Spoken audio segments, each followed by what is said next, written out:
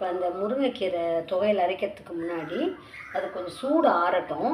சாப்பாடும் ஆயின்ட்டுருக்கு. இப்போ இந்த கத்திரிக்காவை நான் வறுக்க போகிறேன். இப்போ முருங்கைக்கீரை சாம்பாருக்கு முருங்கைக்கீரை துவையலும் கத்திரிக்காய் வறுவலும். இது பெப்பர் கத்திரிக்காய், பெப்பர் பிரிஞ்சால் ஃப்ரை எப்படி பண்ணுறதுன்றதை பார்ப்போம். நான் 1/4 கிலோ கத்திரிக்காய் எடுத்துருக்கேன். இதை நல்லா வாஷ் பண்ணிப்போம். இப்போ வந்து நான் கத்திரிக்காவை இந்த வாக்கில் அரிஞ்சிக்கிறேன். பூச்சி இருக்கான்னு பார்க்குறதுக்கு இந்த மாதிரி ஷேப்பில் நான் எல்லா கத்திரிக்காயையும் அரிஞ்சிக்கிறேன். சாம்பார் அந்த முருங்கைக்கீரை சாம்பாருக்கு இந்த கத்திரிக்காய் வறுவல் அவ்வளோ டேஸ்ட்டாக இருக்கும். எண்ணெய் கத்திரிக்காய் வறுவல். இதுக்கு எதோ புளியெலாம் ஊற்ற வேண்டாம், அப்படியே செய்திடலாம். கொஞ்சம் காம்பு வச்சுட்டு கட் பண்ணால் தான் இது பிரியாது, இல்லைன்னா பிரிஞ்சிடும்.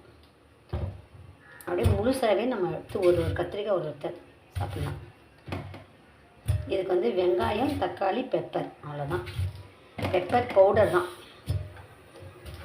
கருவேப்பிலை, இது இவ்வளோ போட்டு செய்யறது. கொஞ்சம் எண்ணெய் அதிகமாக போட்டு இது வந்து நல்லா இல்லை இந்த கத்திரிக்காய்.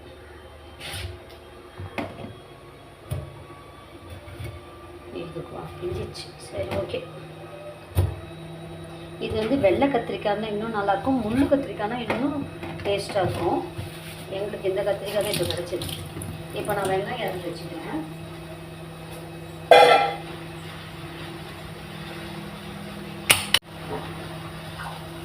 இதுக்கு வந்து ஒரு முழு வெங்காயம் அரைஞ்சிக்கிறேன். நம்ம எப்படி வெங்காயம் அரை வெங்காயம் போடனாலும் போட்டுக்கலாம், வெங்காயம் நிறைய வேணும்னா போட்டுக்கலாம். நான் வந்து ஒரு முழு வெங்காயத்தை அரைஞ்சிக்கிறேன். எதுக்கு? கத்திரிக்காய் வறுவலுக்கு. பெப்பர் பிரிஞ்சால் ஃப்ரை. ஒரு தக்காளி எடுத்துக்கிறேன். பச்சை மிளகாய் போடணும். எப்படி நம்ம பெப்பர் சிக்கன் பண்ணுறோமோ அந்த மாதிரி நம்ம பெப்பர் பிரிஞ்சால் பண்ணுறோம், அவ்வளோதான் வித்தியாசம். இப்போ இதுக்கு வந்து நான் ஒரு 2-3 பச்சை மிளகாய் போட்டுக்கிறேன்.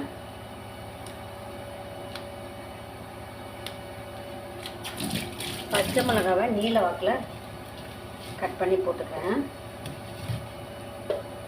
அடுத்தது ஒரே ஒரு தக்காளி போதும், ஜஸ்ட் ஒரு புளிப்புக்கு. இதை வந்து நான் சின்ன சின்னதாக அரிஞ்சுக்கிறேன். இப்போ வந்து முருங்கைக்காய் துவையல் பண்ணுறேன் பார்த்தீங்களா, முருங்கைக்கீரை துவையல். முருங்கைக்கீரை வந்து இப்போ நல்லா ஆறிடுச்சு. இப்போ நம்ம மிக்ஸி ஜாரில் போட்டு அதை அரைக்க வேண்டியது தான். முதல்ல அருவாமனையெல்லாம் எடுத்து ஓரமாக வச்சிடணும். கட் பண்ணிடுவோம். இப்போ நான் இந்த ஜாரில் வந்து இந்த முருங்கைக்கீரை வந்து வதக்கணும் பார்த்தீங்களா, அதெல்லாம் நல்லா ஆறிடுச்சு. இப்போ நான் அதை மிக்ஸி ஜாரில் போட்டு அரைச்சிக்க போகிறேன். சாப்பாடு ஆயிடுச்சு. இந்த மிக்ஸி ஜாரில் போட்டிருக்கேன். இதை அரைக்கலாம். இப்போ வந்து இதை தண்ணி ஊற்றி தான் அரைக்கணும். பாருங்கள், ஒரு மாதிரி நாராக இருக்குது. அதனால் நான் தண்ணி ஊற்றி அரைக்க போகிறேன். இப்போ கொஞ்சமாக தண்ணி ஊற்றிக்கிறேன். இப்போ வந்து இது பாருங்கள், முருங்கைக்கீரை துவையல் ரெடி ஆயிடுச்சு. நான் நல்லா அரைச்சிக்கிட்டேன். ரொம்ப டேஸ்ட்டாக இருக்குது. இது மறுநாளைக்கு கூட நல்லா இருக்கும். ஏன்னா புளி போட்டு அரைச்சனால நல்லா தாளிக்க தேவையில்லை.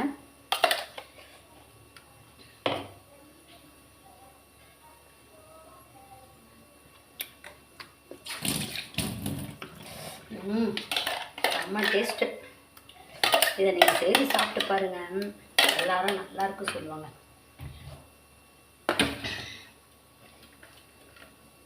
அடுத்தது முருங்கைக்கீரை, இது கத்திரிக்காய் ஃப்ரை.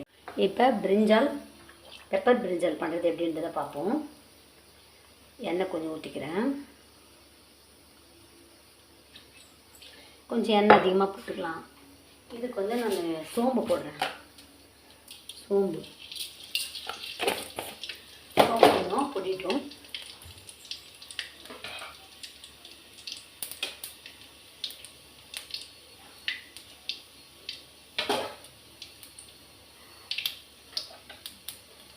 அப்புறம்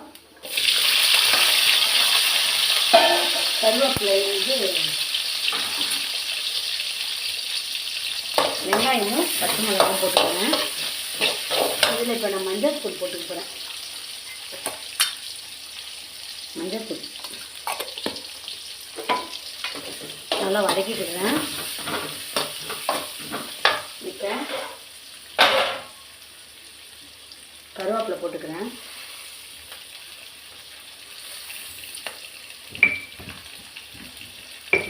இதுக்கு மட்டும் நான் சால்ட்டு போட்டுக்கிறேன். இப்போ நான் வந்து இந்த எண்ணெயிலே கத்திரிக்காயை போட்டு வதக்குறேன். நல்லா வதங்கட்டும். கத்திரிக்காய் எண்ணெயிலே வதங்கட்டும். இதோட நான் கட் பண்ணி வச்சுருந்த தக்காளியும் அப்படியே புழிஞ்சு விட்டுக்கிறேன். ஜஸ்ட்டு ஃபார் ஒரு புளிப்புக்கு தான், லைட் புளிப்புக்காக இன்னும் அப்படியே பிணைஞ்சி விட்டுக்கிறேன்.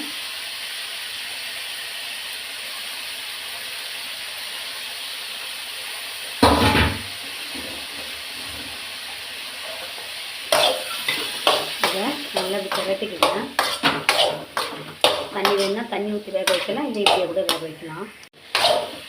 அப்படியே எண்ணெயிலே நல்லா வதக்கணும். இந்த தக்காளி, வெங்காயம், பச்சை மிளகாய் எல்லாம் உப்பெல்லாம் நல்லா மிஞ்சி வதக்கணும்.